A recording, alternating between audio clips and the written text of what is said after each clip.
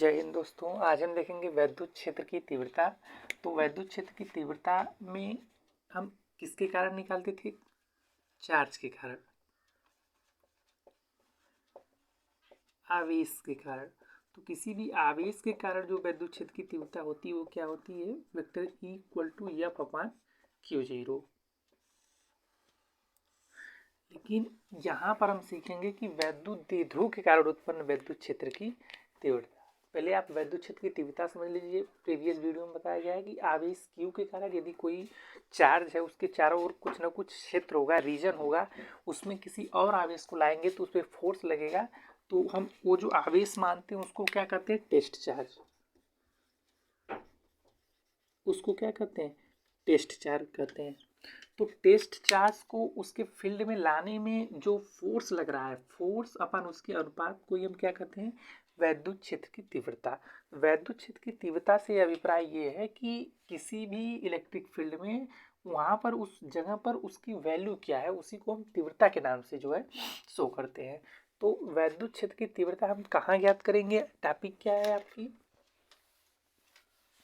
Topic है कि वैद्युत द्विध्रुव के कारण वैद्युत द्विध्रुव के कारण उत्पन्न वैद्युत क्षेत्र की तीव्रता।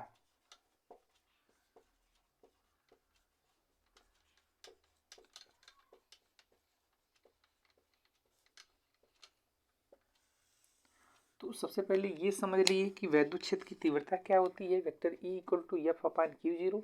तो किसी बिंदु आवेश के कारण हमने वैद्युत क्षेत्र की तीव्रता निकाला था, तो क्या होता है? One upon four pi epsilon zero Q upon R square. इस इक्वेशन को हमने डिराइव किया था कि किसी भी बिंदु आवेश के कारण वैद्युत क्षेत्र की तीव्रता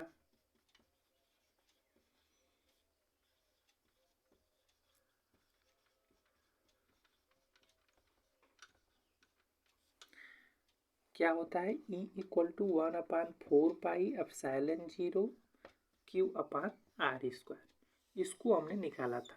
तो इसी फार्मूले की सहायता से भी, इस फार्मूले की सहायता से ही हम वैद्युत द्विध्रुव के कारण उत्पन्न जो वैद्युत क्षेत्र की तीव्रता है वो क्या करेंगे? फाइंड करेंगे। लेकिन वैद्युत द्विध्रुव क्या होता है ये भी मैंने आपको बताया था कि ऐसा निकाय, मान लीजिए माइनस क्यू है प्लस क्यू है, इसके बीच की दूरी 2L है। तो मैंने बताया था कि इसको P से डिनोट करते हैं वैद्युत द्विध्रुव के आघूर्ण को। इसके 2L इसके बीच की लंबाई और उनमें से एक आवेश के मात्रा के गुणनफल के बराबर होता है। तो हम देखेंगे कि यदि कोई वैद्युत द्विध्रुव किसी माध्यम में रखा गया है या वायु में रखा गया है या निर्वात में रखा गया है, तो उसके कारण वैद्युत क्षेत्र जो उत्पन्न होगा उसकी तीव्रता कितनी होगी। तो इसमें दो केसेस आते हैं। पहले आप ये समझ लीजिए किसी बिंदु आवेश के कारण वैद्युत क्षेत्र की तीव्रता क्या होती है? One upon four pi epsilon Q upon R square. और वैद्युत द्विध्रुव क्या होता है? एक ऐसा पोल होता है एक, जिसमें दो आवेश अल्प दूरी पर स्थित होते हैं। और वैद्युत द्विध्रुव आघूर्ण क्या होता है? इसको P से डिनोट करते हैं। इनके बीच की अल्प दूरी 2L। मैंने बताया भी था कि 2L क्यों लेते हैं, क्यों? क्योंकि कहीं भी कुछ भी हम तीव्रता फाइंड करेंगे तो हम इसके मध्य बिंदु से दूरी को लेते हैं, तो इसको दो भागों में आसानी से बांटा जा सके इसलिए इसकी लंबाई 2L लेते हैं। तो ये होता है वैद्युत द्विध्रुव का आघूर्ण। और बिंदु आवेश की तीव्रता ये होती है। और रियल एक्चुअल वैल्यू जो होती है E क्या होता है वैद्युत क्षेत्र? E equal to F upon Q zero. तो जब मैंने बिंदु आवेश के कारण तीव्रता निकाला तो वहां पर हमने इसी फार्मूले से निकाला था। पहले दो चार्ज रखे थे, दोनों चार्जों में से क्या किया हमने? कूलाम के नियम से फोर्स निकाला, फिर क्यू जीरो का उसमें रेशियो में क्या किया? भाग दिया। तो उसके बाद ये आता है E equal to one upon four pi epsilon zero Q upon R square. Previous video में है। तो आज हम देखेंगे कि वैद्युत द्विध्रुव कारण उत्पन्न वैद्युत क्षेत्र की तीव्रता तो ये दो केस में पाई जाती है। ये कितने केसेस में होती है? दो केस में। पहला केस क्या है? पहला केस है अक्षीय स्थिति में।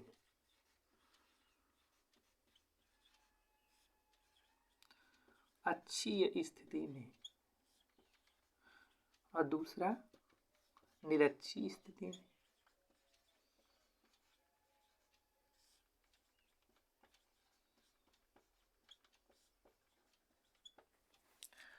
तो कहीं आपसे पूछेगा क्वेश्चन कि किसी वैद्युत द्विध्रुव के कारण उत्पन्न तीव्रता को ज्ञात कीजिए, तो वहाँ पर वो मेंशन करेगा कि वैद्युत द्विध्रुव के कारण उत्पन्न वैद्युत क्षेत्र की तीव्रता अच्छी स्थिति में पूछ रहा है कि निरक्षी स्थिति में पूछ रहा है।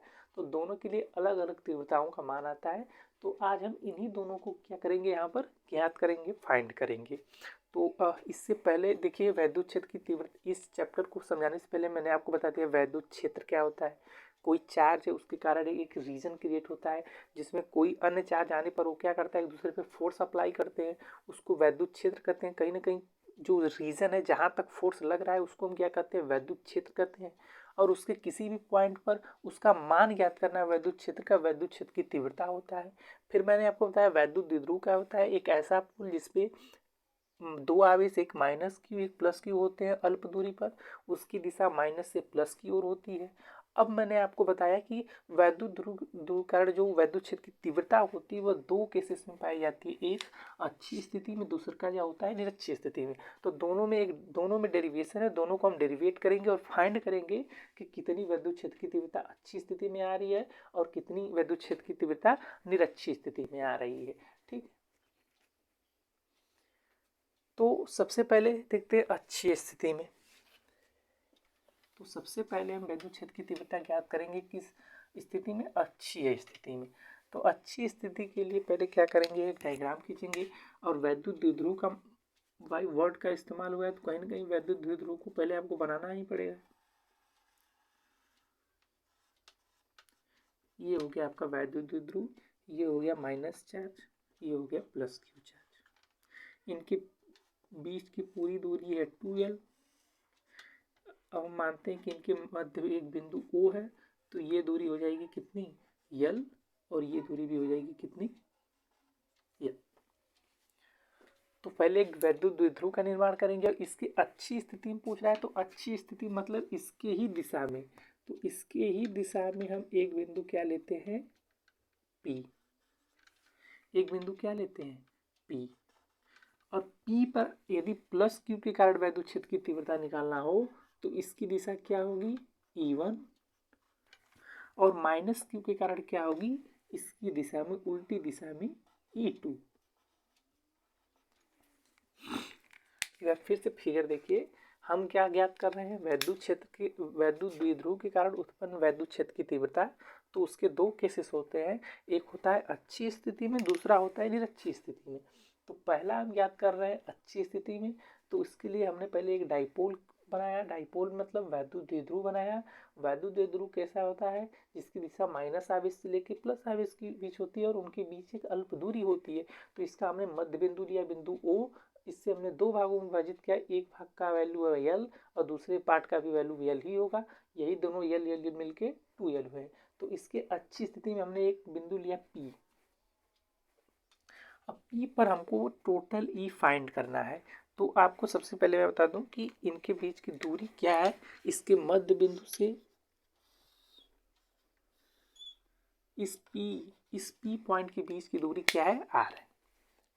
तो आप फार्मूले से जानते हैं कि वैद्युत क्षेत्र की तीव्रता किसी बिंदु आवेश के कारण क्या होती है, 1/4πε0। मान लीजिए वो K परावैद्युतांक वाले माध्यम में रखा गया है जिसका परावैद्युतांक K है, ऐसा माध्यम है जिसका परावैद्युतांक K है, तो होती है Q/R²। देखिए चार्ज तो Q है, Q सेम रहेगा। यह एक नियतांक होता है जिसकी वैल्यू होती है 9 × 10⁹ तो आपको फाइंड क्या करना है, R क्या होता है, इसके आवेश से जिस बिंदु पर हमें वैद्युत क्षेत्र की तीव्रता ज्ञात करनी होती है, दूरी। तो चूंकि ये जो दूरी दी गई है इसके मध्य बिंदु से दी गई है, तो हम सबसे पहले यदि वैद्युत क्षेत्र की तीव्रताओं को मान ज्ञात करना होगा तो उससे पहले हमें आवेश और उस पॉइंट के बीच की दूरी को ज्ञात करना होगा। एक बार फिर से समझिए कि यदि हमें वैद्युत द्विध्रुव के कारण हमें बोला गया है अच्छी स्थिति में तीव्रता निकालिए, तो तीव्रता का फार्मूला किसी भी बिंदु भाई आप क्या करेंगे, एक बार इसको बिंदु आवेश मानेंगे, एक बार इसको बिंदु आवेश मानेंगे। अब दोनों कारण तीव्रताएं जो आएंगी दोनों को जोड़ देंगे, यही होगी टोटल वैद्युत क्षेत्र की तीव्रता। लेकिन उसके लिए हमें क्या क्या फाइंड करना होता है, वेक्टर E = 1/4πε0 Q/R²। चार्ज तो आप इसके कारण लेंगे प्लस क्यू, इसके कारण लेंगे माइनस क्यू, हालांकि यहाँ पर परिमाण लिया जाता है तो दोनों के कारण हम प्लस क्यू ही लेंगे। और आर स्क्वायर क्या होता है, चार्ज से जिस बिंदु पर विद्युत क्षेत्र की तीव्रता हमें ज्ञात करनी होती है वो उसकी दूरी होती है। तो दूरी ज्ञात करने के लिए हम क्या करेंगे, देखिए ये दूरी यल है, तो आप बताइए प्लस क्यू से लेके इस पी बिंदु की जो दूरी है वो कितनी है। देखिए ये टोटल दूरी है आर, तो हमको यहाँ से दूरी चाहिए तो कम से कम ये दूरी तो हमें घटाना पड़ेगा, तो क्या हो जाएगा आर माइनस यल। ध्यान से देखिए आपको क्या फाइंड करना है, यहाँ से यहाँ तक की दूरी पी पॉइंट तक, तो यहाँ तक तो दूरी तो पूरी आर है और यहाँ से यहाँ तक की दूरी कितनी यल है, तो हमें ये डिस्टेंस तो माइनस करना पड़ेगा तभी ना हमको यहाँ से लेके यहाँ तक की डिस्टेंस जो हम फाइंड कर पाएंगे, तो इसका मान हो जाएगा आर माइनस यल। अब दूसरे आवेश के कारण जब विद्युत क्षेत्र की तीव्रता निकालेंगे तब भी हमें दूरी की आवश्यकता होगी। अब हमको यहाँ से लेके यहाँ तक की दूरी फाइंड करना है, तो आप जानते हैं यहाँ से यहाँ तक की दूरी आर है और यहाँ से यहाँ तक की दूरी यल है, तो पूरी दूरी यहाँ तक क्या हो जाएगी, पूरी दूरी जो आपकी हो जाएगी वो हो जाएगी आर प्लस यल, क्योंकि यहाँ तक तो आर है ही और कितनी दूरी और बढ़ गई, यल दूरी बढ़ गई, तो इसकी दूरी हो जाएगी आर प्लस यल। बस अब आपको करना क्या है, जब दूरी निकल गई, चार्ज पता है, ये तो एक नियतांक होता है, तो आप E1 और E2 की वैल्यू निकाल सकते हैं। तो बताइए E1 की वैल्यू क्या होगी, E1 की वैल्यू क्या हो जाएगी, E1 अच्छा E1 विद्युत क्षेत्र की तीव्रता किस आवेश के कारण है, तो E1 विद्युत क्षेत्र की तीव्रता प्लस क्यू के कारण है। तो यदि आप थ्योरी में लिखेंगे तो प्लस क्यू के कारण उत्पन्न विद्युत क्षेत्र की तीव्रता, विद्युत क्षेत्र की तीव्रता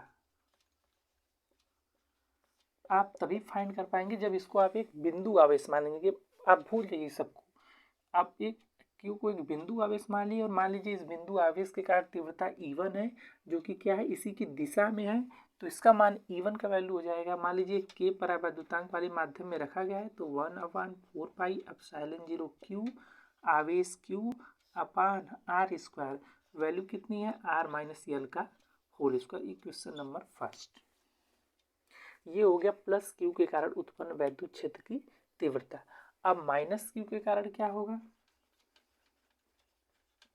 माइनस क्यू के कारण विद्युत क्षेत्र की तीव्रता,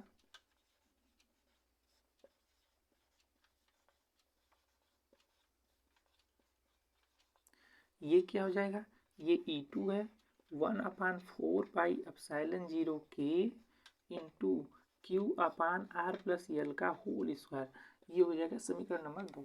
अब दोनों जगह हालांकि आप ये पूछेंगे कि सर यहाँ पर भी प्लस क्यू है यहाँ माइनस क्यू है, तो आप प्लस क्यू के कारण भी प्लस क्यू ले रहे हो माइनस क्यू के कारण भी प्लस क्यू ले रहे हो, तो इसका जो उत्तर है उसका जवाब ये है कि हम उसके परिमाण को लेते हैं, न कि उसके मतलब उसकी चार्ज को, ये पॉजिटिव रहे या निगेटिव रहे, हम इसके नेचर से हमें नहीं मतलब है, हमको इसके परिमाण से मतलब है। तो दोनों का परिमाण क्या है, समान है, ओनली डिस्टेंस चेंज है कहाँ पी की। तो दोनों के कारण ये ऐसा नहीं कि यहाँ माइनस क्यू हो तो यहाँ माइनस क्यू ले लेंगे, यहाँ हम इसके परिमाण को लेते हैं। हाँ अब एक चीज़ आती है कि अब E1 E2 निकल गया तो हमें कुल विद्युत क्षेत्र की तीव्रता कैसे निकलेगी, बताइए। कुल विद्युत क्षेत्र की तीव्रता यहाँ पर मानते हैं यदि कुल विद्युत क्षेत्र की तीव्रता E है, कुल विद्युत क्षेत्र की तीव्रता यदि E है तो E का मान क्या हो जाएगा E1 प्लस E2, यही होगा भाई। दो अलग अलग विद्युत क्षेत्र की तीव्रताएं हैं, तो विद्युत क्षेत्र की तीव्रताएं हैं तो इनका योग ही तो इनके बराबर होगा।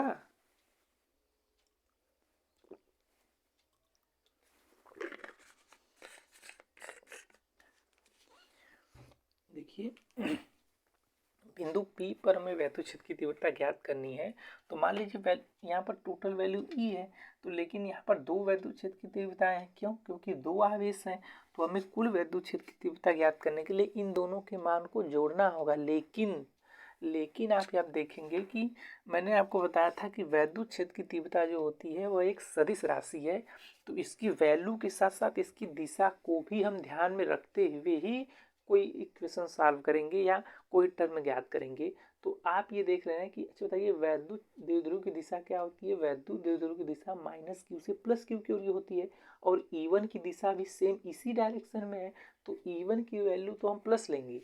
लेकिन अब बताइए इसकी दिशा माइनस से प्लस की ओर है, इसकी दिशा क्या है, माइनस से प्लस की ओर है, लेकिन जो E2 की दिशा है ये इसके विपरीत है।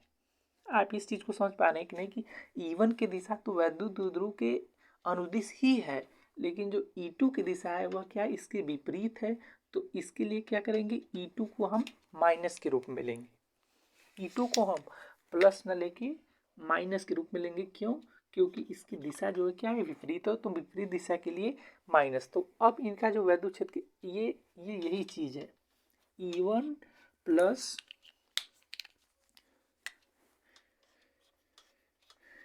Minus E2। अभी भी ये एक योग ही है, लेकिन इसकी दिशा विपरीत होने के कारण अब ये इसकी क्या होगा, अंतर के बराबर होगा। अब करना क्या है, वैल्यू रख दीजिए, E बराबर 1/4 पाई एप्सिलॉन 0 के Q upon R minus L का whole square minus 1/4 pi epsilon 0 के Q upon R plus L का होल स्क्वायर। अब टोटल E की वैल्यू क्या आ जाएगी, 1/4 पाई एप्सिलॉन 0 के इंटू Q कॉमन लेंगे तो अंदर क्या बचेगा, R माइनस L का whole square minus 1/R plus L का होल स्क्वायर। थोड़ा सा और सॉल्व करते हैं इसको, तो ये क्या हो जाएगा, इन दोनों का एलसीएम लेंगे तो E इक्वल टू हो जाएगा 1/4 पाई एप्सिलॉन 0 के इंटू Q, और कॉमन ले लेंगे इसको। तो अब इसको मैथ तो जानते हैं, सॉल्व करेंगे, R प्लस L का whole square minus R minus L का होल स्क्वायर, और इसको क्या लिखेंगे, देखिए R माइनस L का whole square, R plus L का टोटल का होल स्क्वायर लिख देंगे। वह ये फ्रैक्शन है, फ्रैक्शन तो सॉल्व करना आप जानते हैं, दोनों का एलसीएम लेंगे, दोनों का एलसीएम लिया गया है, भाग देंगे तो R प्लस L स्क्वायर यहाँ आएगा, R माइनस L स्क्वायर यहाँ आएगा। चलिए E इक्वल टू क्या हो जाएगा, 1/4 पाई एप्सिलॉन 0 के Q, ये यदि आप देखिए R square plus L square plus 2LR होगा, minus R square minus L square read से धन 2LR अपान अपान क्या हो जाएगा, R square minus L square का होल स्क्वायर। क्यों, क्योंकि A धन B है, A माइनस B है, तो A square minus B square, एक टोटल के ऊपर होल स्क्वायर था, देखिए दोनों पे अलग अलग होल स्क्वायर, तो उसको हमने एक साथ स्क्वायर में लिख दिया। अब इसको सॉल्व करेंगे, चलिए मैं ऊपर का मिटा देता हूँ।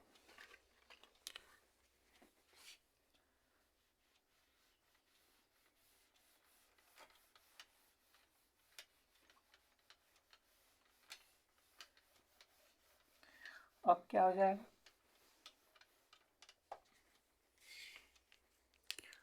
ये देखिए R स्क्वायर से R square cancel, L square से L स्क्वायर कैंसिल, अब बचेगा क्या, E equal to 1/4 pi epsilon 0 के Q अपान, ये हो गया 4RL upon R square minus L square का होल स्क्वायर। और आप क्या जानते हैं, देखिए आप जानते हैं कि दो आवेश है तो उनके बीच की दूरी 2L और Q ये बराबर होता है P के। तो यहाँ पर हम देखेंगे कि 4L है तो इसमें से 2 लेंगे, E equal to 1/4 pi epsilon 0 के इंटू 2 को क्या करेंगे, बाहर लेंगे, 2R को ही बाहर कर दीजिए पूरा पूरा, तो अब क्या बचा 2LQ, LQR, LQR 2 दूनी 4, ठीक है, और R square minus L square का होल स्क्वायर। अब 2LQ की वैल्यू कितनी है, P। इस चीज़ को समझ रहे हैं, हमने यहाँ से 2R को बाहर कर दिया, 2 का यहाँ गुणा है LQ, ऐसा हमने क्यों किया, क्योंकि यहाँ पर इसकी 2LQ की वैल्यू कितनी होती है, P। तो रख दीजिए,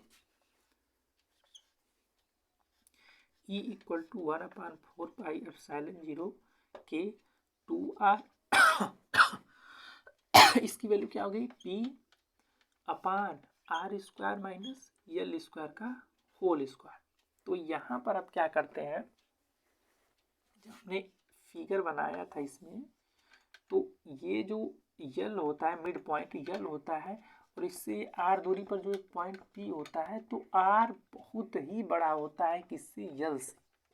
आर की वैल्यू यल से बहुत बड़ी होती है, इसको हम नगण्य मान सकते हैं। तो नगण्य मानने का मतलब क्या है, यल स्क्वायर को यहाँ से इलिमिनेट कर देंगे तो क्या हो जाएगा, E²/4 पाई एप्सिलॉन 0 के इंटू 2r/p/r⁴।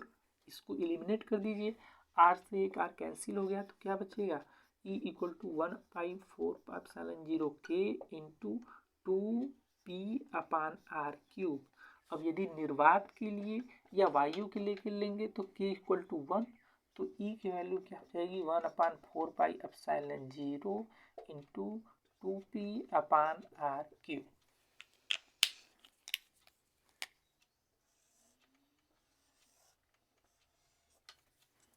यही जो एक्सप्रेशन है यही शो करता है क्या, कि किसी भी डाइपोल के कारण, वैद्युत ध्रुव के कारण अच्छी स्थिति में उत्पन्न वैद्युत क्षेत्र की तीव्रता क्या होती है, 1/4 पाई एप्सिलॉन 0 2p/r³। पहले क्या करेंगे, दोनों के कारण तीव्रताओं E1 और E2 निकालेंगे। तो हमने E1 निकाला कितना, 1/4 pi epsilon 0 Q/r minus L²। यहाँ पर हमने फिगर बनाया था, आप उसका स्क्रीनशॉट ले सकते थे। और माइनस Q के कारण वैद्युत क्षेत्र की तीव्रता जो होगी वह ये होगी, क्योंकि E2 हमें हमारे क्या विपरीत दिशा में था, तो हमने दोनों का क्या किया, माइनस कर दिया। अब माइनस करने पर यहाँ पर हमने एलसीएम लिया और इसको क्या किया, सॉल्व किया। और सॉल्व करने के बाद यहाँ पर हमने देखा कि एक टर्म बन रहा था 2L3, तो 2L3 की जगह हमने वैल्यू पुट कर दिया क्या, P, और P रखने के बाद एक आर से एक आर कैंसिल कर दिया। और निर्वात या वायु के लिए k की वैल्यू 1 होती है, तो k इक्वल टू 1 रखने पर हमें एक्सप्रेशन प्राप्त हुआ क्या, E equal to 1/4 pi epsilon 0 2p/r³। तो यही लिखेंगे, यही क्या है, किसी भी वैद्युत द्विध्रुव के कारण उत्पन्न अच्छी स्थिति में वैद्युत क्षेत्र की तीव्रता का मान है। ठीक है, अब नेक्स्ट टॉपिक आती है क्या, निरक्षीय स्थिति में। चलिए अब निरक्षीय स्थिति में देखते हैं कि क्या वैल्यू आती है।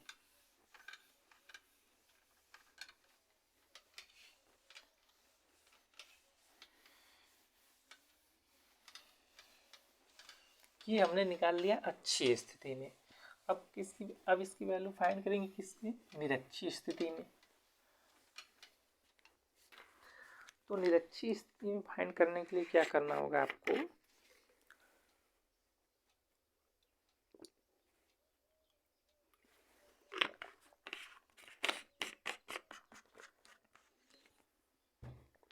एक इलेक्ट्रिक डाइपोल लेंगे। क्या लेंगे, इलेक्ट्रिक डाइपोल। बना लीजिए इलेक्ट्रिक डाइपोल।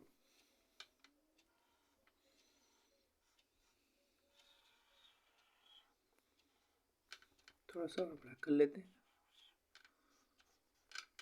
ये है माइनस क्यू, ये है प्लस क्यू, ये मान लीजिए ओ। ये पूरी लंबाई कितनी है, 2L है, तो इसको मान लेते हैं यल, इसको भी मान लेते हैं यल। तो अच्छी स्थिति के लिए हमने क्या किया था, टॉपिक डाल लीजिए कि वैद्युत द्विध्रुव के कारण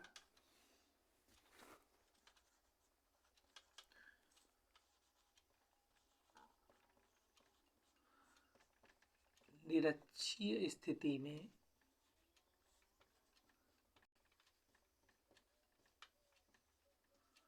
किसी बिंदु पर उत्पन्न वैद्युत क्षेत्र की तीव्रता।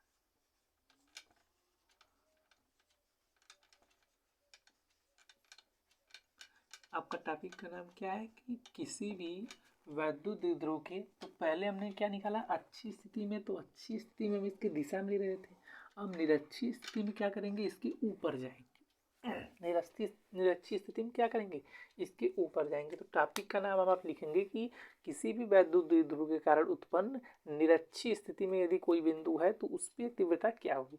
तो इससे पहले हमने अच्छी स्थिति में निकाला तो उसकी वैल्यू क्या आई थी, E = 1/4πε0 2p/r³। अब देखेंगे कि निरक्षीय स्थिति में इसकी वैल्यू क्या आती है।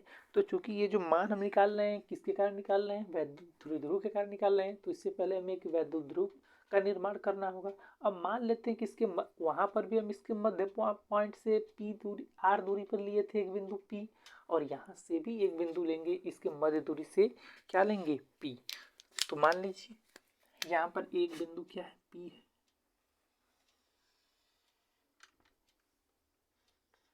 एक बिंदु P है।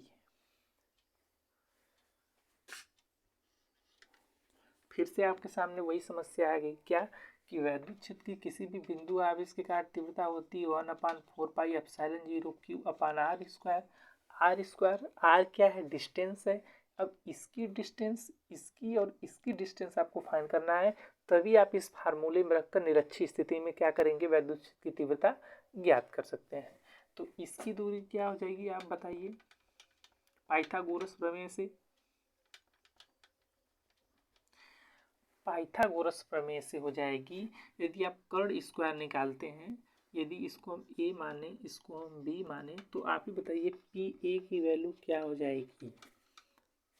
PA की वैल्यू हो जाएगी √L² प्लस R², चूंकि कर्ण स्क्वायर बराबर होता है लंब स्क्वायर प्लस आधार स्क्वायर। तो ये स्क्वायर हटेगा तो क्या हो जाएगा, इसके ऊपर कर्ण हो जाएगी। और सेम वैल्यू PB की भी क्या हो जाएगी, यही होगी, PB = √L² प्लस R²। तो हमको तो मेन तो यही प्राप्त करना है कि उस बिंदु से आवेश की दूरी, जो कि ये तो 1/4πε0 नियतांक है, Q तो आप देख ही रहे हैं तो चार्ज है, तो R आपको चाहिए। R इससे मध्य बिंदु से ये दूरी है, लेकिन यहाँ पर हमको जो R चाहिए मेरे भाई, ये आवेश से बिंदु की दूरी है, आवेश से बिंदु की दूरी है। तो आवेश से बिंदु दूरी ज्ञात करने के लिए हम पाइथागोरस प्रमेय, ये इस पे एक लंब है, तो इसको ज्ञात करने के लिए क्या करते हैं, पाइथागोरस प्रमेय लगाते हैं कि कर्ण स्क्वायर = लंब स्क्वायर प्लस आधार स्क्वायर। तो लंब स्क्वायर आधार स्क्वायर, चूंकि ये स्क्वायर के रूप में होता है तो स्क्वायर इधर जाएगा तो क्या हो जाएगा, √ हो जाएगा। अब क्या करेंगे, वैल्यू को रख दीजिए। लेकिन इसके पहले एक थ्योरी लिखेंगे कि माना, क्या लिखेंगे कि माना कि मान लीजिए कि एक ऐसा माध्यम जिसका परावैद्युतांक K है, उसमें एक विद्युत डाइपोल AB रखा गया है जिसके बीच की अल्प दूरी 2L है, और माना उससे मध्य बिंदु से R दूरी पर एक बिंदु P है जिस पर हमें वैद्युत क्षेत्र की तीव्रता ज्ञात करनी है, और जिसकी दिशा क्या होगी, अच्छा तो ये प्लस Q के कारण दिशा क्या होगी, ये E1, और माइनस Q के कारण तीव्रता क्या होगी, इस दिशा में होगी E2। सेम वही काम आपको करना है जो अच्छी स्थिति में करते थे, वही काम आपको निरक्षी स्थिति में करना है। तो आप इसको थ्योरी के रूप में लिखेंगे तो क्या लिखेंगे कि माना एक ऐसा माध्यम जिसका परावैद्युतांक K, रटना नहीं है, देखिए आप फिगर से ही सोच सोच कर लिखेंगे कि क्या आपको लिखना है, कि माना एक ऐसा माध्यम जिसका परावैद्युतांक K है, ऐसे माध्यम में रखा गया है, वैद्युत द्विध्रुव AB है, उसके बीच की दूरी अल्प दूरी क्या है, 2L है, और उसके मध्य बिंदु O से R दूरी पर एक बिंदु क्या है, P है, एक बिंदु क्या है, P है, जिसपे हमें वैद्युत क्षेत्र की तीव्रता ज्ञात करनी है। तो उसके लिए हमने क्या किया, दोनों आवेश से दूरी को फाइंड किया, इसकी दिशा में प्लस Q के कारण वैद्युत क्षेत्र की तीव्रता इस दिशा में होगी, और माइनस Q के क्षेत्र की कारण तीव्रता E2। अब यही काम अच्छी स्थिति में, जब यहाँ पर P आप एक बिंदु रखे थे, मान लीजिए अच्छी स्थिति में, तो प्लस Q के कारण तीव्रता क्या थी, बाहर की ओर थी, और माइनस Q की ओर तीव्रता क्या थी, अंदर की ओर थी। तो यही चीज सेम यहाँ पर भी हो रहा है, तो प्लस Q के कारण तीव्रता बाहर की ओर होगी, माइनस R के कारण तीव्रता क्या होगी, उसके अंदर की ओर होगी। अब क्या करना है हमको, E1 और E2 ज्ञात करना है, दोनों को जोड़ देना है, टोटल तीव्रता आ जाएगी। तो चलिए बताइए E1 क्या हो जाएगा, रख दीजिए फार्मूले में, E1 = 1/4πε0। देखिए मैं उसकी थ्योरी नहीं लिख रहा हूँ, थ्योरी मैंने आपको बता दिया कि आपको किस प्रकार फिगर कोई अपने दिमाग में रखकर थ्योरी को आपको लिख देना है, ठीक है। तो यहाँ पर आप ऊपर यहाँ पर लिख भी सकते हैं कि प्लस क्यू के कारण उत्पन्न वैद्युत क्षेत्र की तीव्रता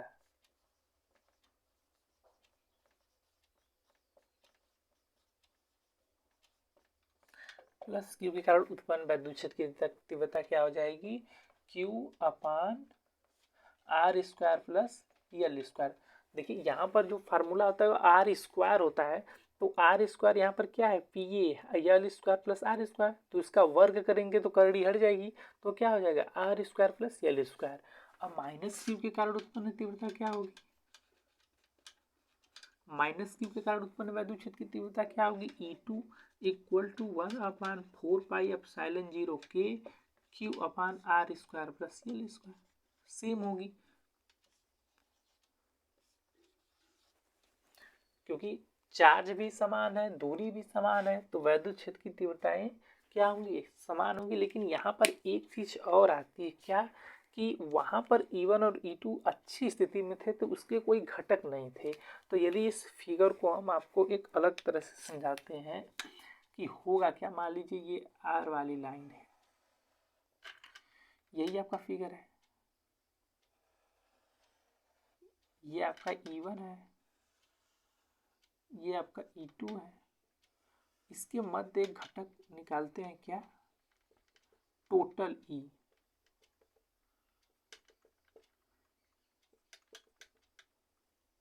ये होगा टोटल E, चूंकि ये दो घटकों में टूटेगा, एक घटक क्या होंगे, E1 sine theta,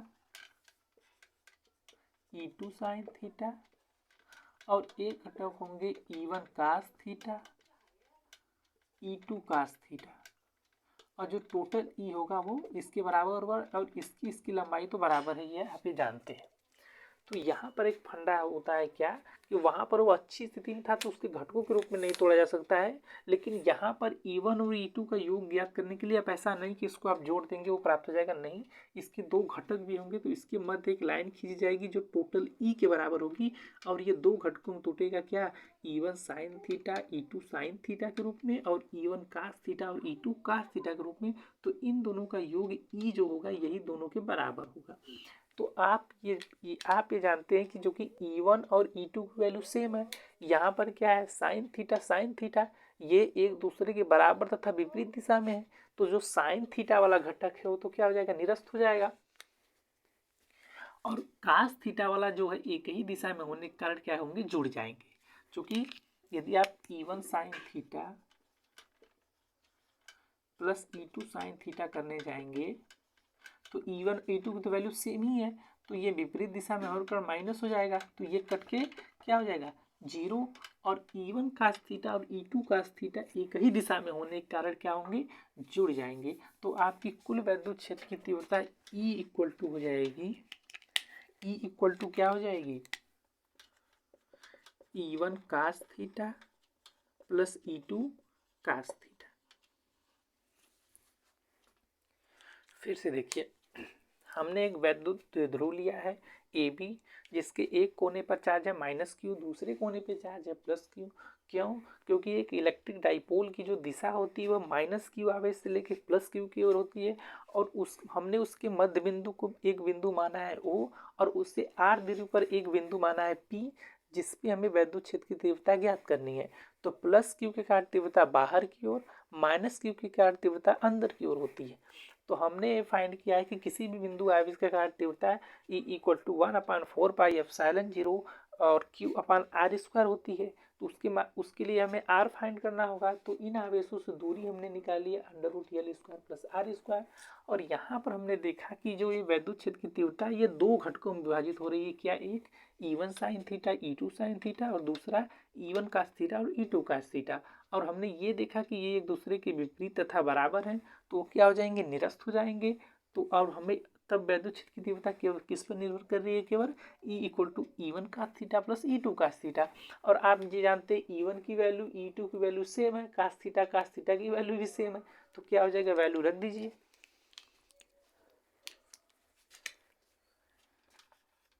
E equal to 1/4 pi epsilon 0 के Q upon R square L square cos theta plus 1/4 pi epsilon 0 के Q upon R square L square cos theta.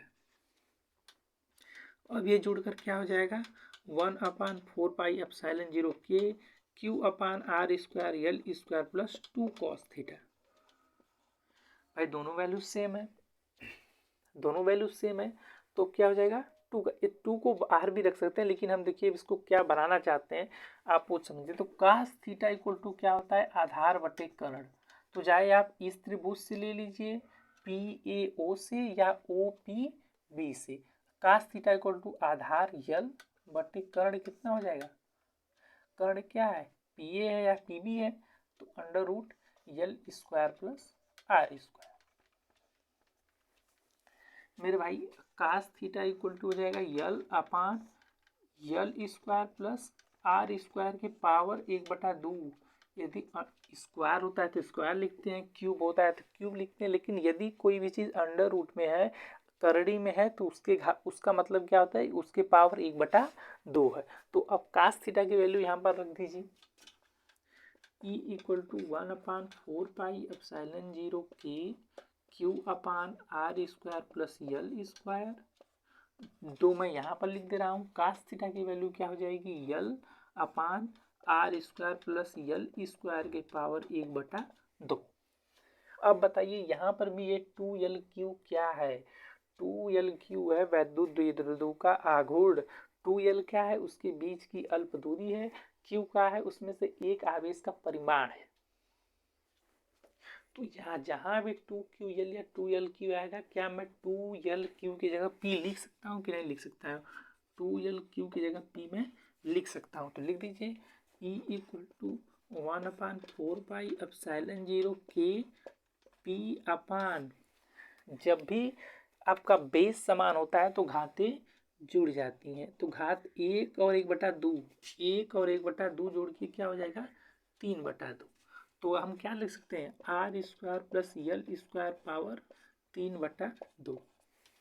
यहाँ तक आपको ये मैथ का कैलकुलेशन है, आप समझ रहे हैं कि वैल्यू हमने रखा, इसकी वैल्यू आई 2 कॉस थीटा, कास थीटा की वैल्यू या तो आप इस ट्रायंगल से निकालिए या तो आप इस ट्रायंगल से निकालिए, सेम आएगी क्या L upon under root L square plus R square.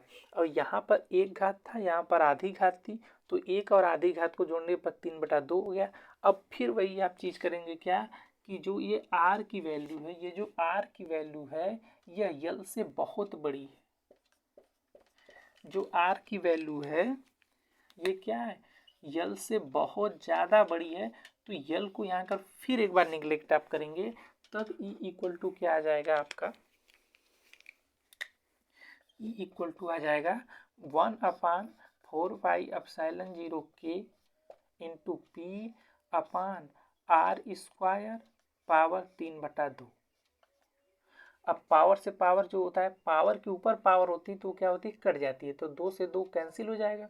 तो अब क्या बचेगा E equal to 1/4 pi epsilon 0, यदि निर्वात या वायु की ले ले तो K इक्वल टू 1, तो P अपान आर क्यू। यह जो एक्सप्रेशन है यही शो करता है क्या कि किसी भी वैद्युत द्विध्रुव के कारण उत्पन्न वैद्युत क्षेत्र की तीव्रता निरक्षीय रेखा में क्या होगा। तो आप एक चीज़ ऑब्जर्व कर पाएंगे कि जब हम अच्छी स्थिति की बात करते हैं तब इसकी वैल्यू निकल के आती है E equal to 1/4 pi epsilon 0 2P upon R cube. और जब हम निरक्षीय स्थिति की बात करते हैं तो यहाँ पर इसकी वैल्यू निकल के आई क्या E equal to 1/4 pi epsilon 0 P upon R cube. और एक चीज़ और ऑब्जर्व करेंगे, जब आप बिंदु आवेश के कारण तीव्रता निकालते थे तो वहाँ पर E equal to 1/4 pi epsilon 0 Q upon R square आता था, और आप किसी भी वैद्युत द्विध्रुव के कारण निकाल रहे हैं तो दोनों में आर क्यूब आ रहा है। मतलब ये जो इलेक्ट्रिक डाइपोल है, इलेक्ट्रिक डाइपोल के कारण जो तीव्रता आएगी वह व्युत्क्रमानुपाती होगी किसके आर के 3 के घात के, और जो बिंदु आवेश के कारण तीव्रता आएगी वह व्युत्क्रमानुपाती होगी किसके आर स्क्वायर के। तो यहाँ तक चीज़ें आपको आई होप कि क्लियर हो गई होंगी। ठीक है, तो नेक्स्ट पार्ट आएगा अगली वीडियो में। धन्यवाद।